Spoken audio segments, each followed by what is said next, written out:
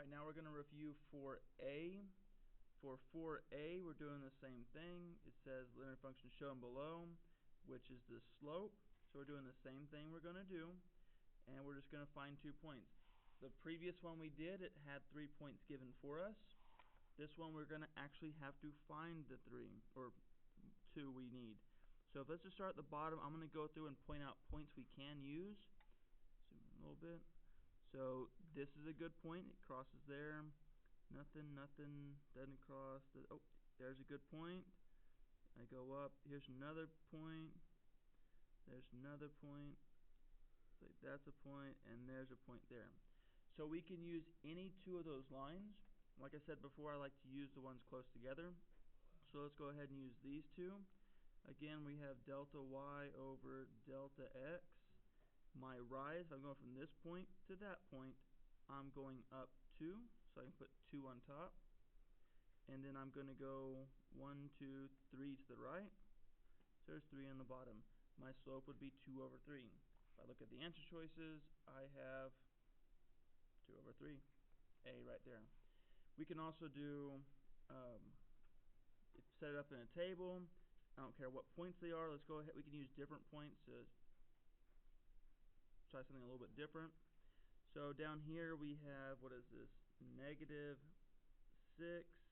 -9, and let's use a point. Let's just use the next point. We have -3, -7, and if I do the little caret things right here, we have -6 to 3, that's a rise of 3. -7 to -9 to 7, that's a rise of 2. Again, there's my 2 over 3, and I even use different points. Slope formula, I'll go ahead and do it as well.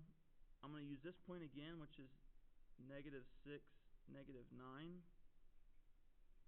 And I'm going to pick another point on the end, just to show you that we can use any 2 points again. So this one is 9, 1. And again, this is y1, y2, x1, x2. Slope formula.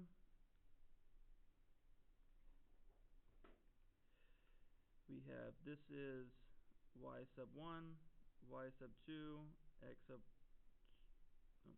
this is 2, this is 1, x sub 1.